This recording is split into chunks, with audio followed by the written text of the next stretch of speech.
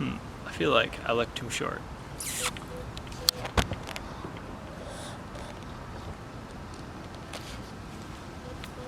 There we go, that's a little bit better. Yeah, so I moved again.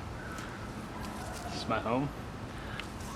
No, just kidding. Obviously I'm in the backyard of somewhere, and I'll show you afterwards what my filming setup is because it's below backyard sketchy. It's extra sketchy, even though it's very stable.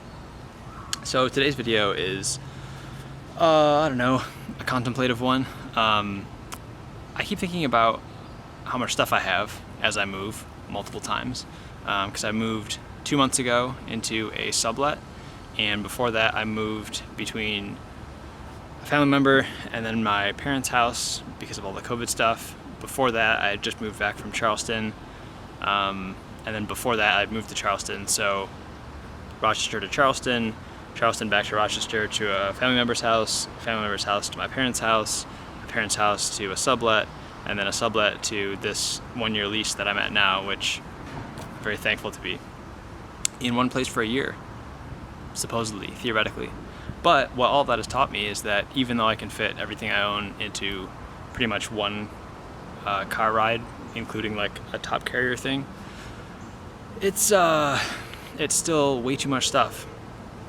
And I think I've realized why I end up with so much stuff, and the main reason is that I don't focus very well, as you can tell by the way that I just look constantly in different directions while I film.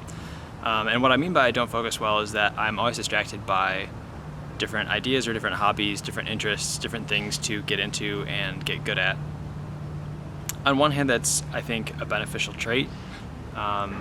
It's very rare that I can't strike up a conversation with someone and at least understand on a basic level what they're into, because I've probably also tried it or currently do it. And I think that's really cool. I like being able to connect with people, and that's an important part of who I see myself as and who I try to be. But the downside is that to do things, you need things for the most part. I've managed to avoid most of the disciplines or like hobbies that you don't really need a lot of stuff for somehow. So meditation, haven't really done that. Guess you don't really need anything for it. Drawing, like properly drawing, like you just need a pencil and a piece of paper and you're good to go drawing. Haven't really done that. I have lots and lots of like paints and artist pens and different papers, but I tend to like accumulate the stuff and only kind of like touch the surface of the hobby or the discipline. So what I'm trying to figure out is, if I want to focus, what should my focus be? And there are a couple things that obviously I've stuck with for long enough or repeatedly become interested in that I see myself continuing. One of them is definitely being like, I'll just say image science, as RIT would call it. That's photography, videography, cinematography, etc., taking pictures using a camera. I think I'll just keep doing that. And if I get rid of my camera again, which I did, back I think right after college, I sold my DSLR. And probably within a year or two, I was borrowing a DSLR from Zach and Faith, and then promptly went out and got my own, and then didn't like that one enough, and now I have this one. So I think the camera is kind of like, cameras are going to be there. Another one is bikes. Yesterday's video was me sweaty and kind of unkempt from riding a bike around late at night very quickly.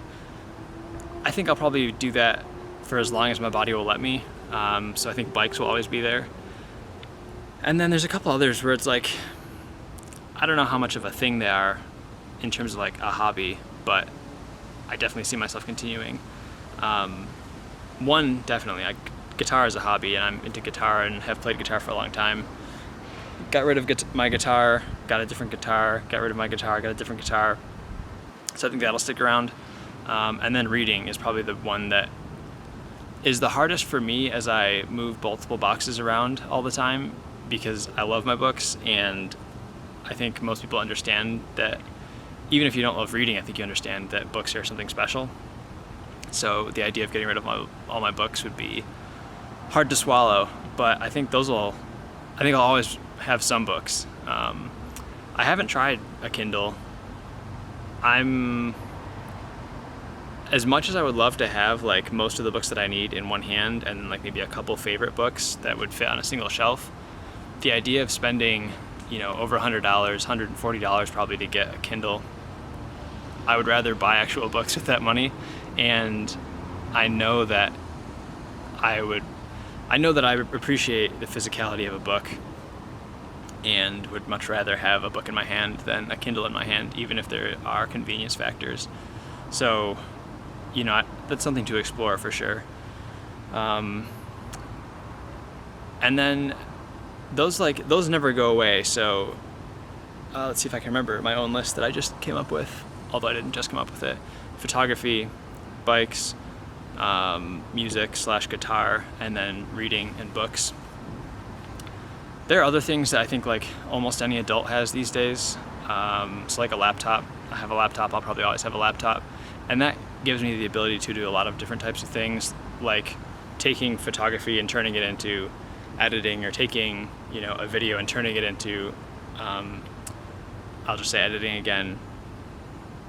You could, I guess, find a camera that'll let you edit on the camera itself, and you could theoretically do everything that you need to do in your life digitally through a phone or a tablet, and not have or need a laptop. But I don't think it's that practical for me. I definitely like writing, and you know, so there are things like that that'll probably always keep, kind of like the staples or the usual things that most people would have.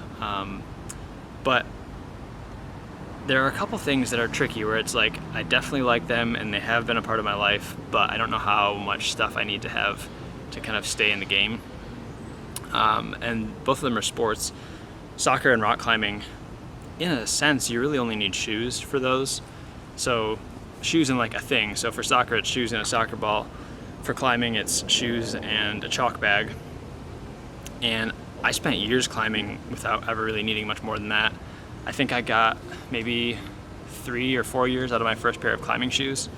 And I definitely could have upgraded a little bit sooner. So once I went from my like beginner / low intermediate shoes to like intermediate shoes, I felt way better. My feet were a lot more stable. I could climb stuff more easily. But again, that's just a single pair of shoes. Yeah, and so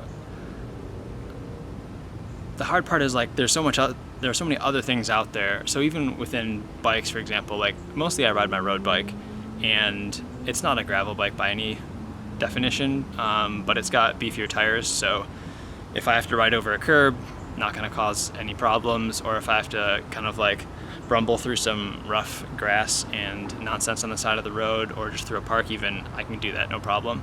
But then I also grew up BMX biking, and so right now I've got 2 bikes. I've got the road bike and a BMX bike.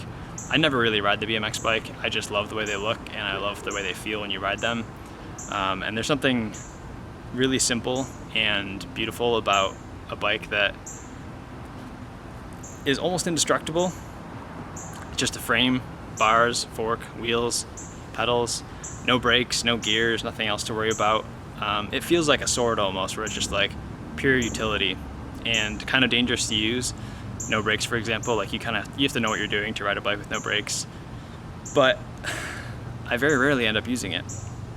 So again, it's like, do I really need it? There are a lot of things like that, and it's funny because having just moved, I am obviously paying more attention to all the stuff that I have. Now that I've signed a year lease, it's either an opportunity to be like, oh, don't worry about it, you have plenty of room for stuff, you don't have to move again.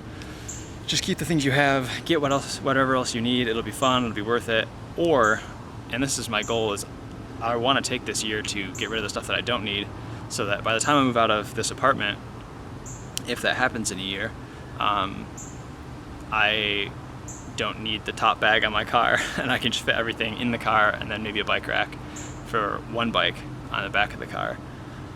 Like I said, this is more of like a self-reflective, thoughtful, I just saw a light go on in the house, that was weird. Self-reflective, thoughtful video. I don't have like huge takeaways, but I don't know that I should try and have huge takeaways because I don't want to sound preachy all the time. I have lots of opinions, but everybody has lots of opinions, so I'm sure we can all survive with mostly keeping our opinions to ourselves. That's an opinion, there you go. There was the preachy. Yeah, but that's just kind of like what I'm thinking about right now, as I've just moved again and have lugged stuff up and downstairs multiple times, and I don't want to do that more than necessary.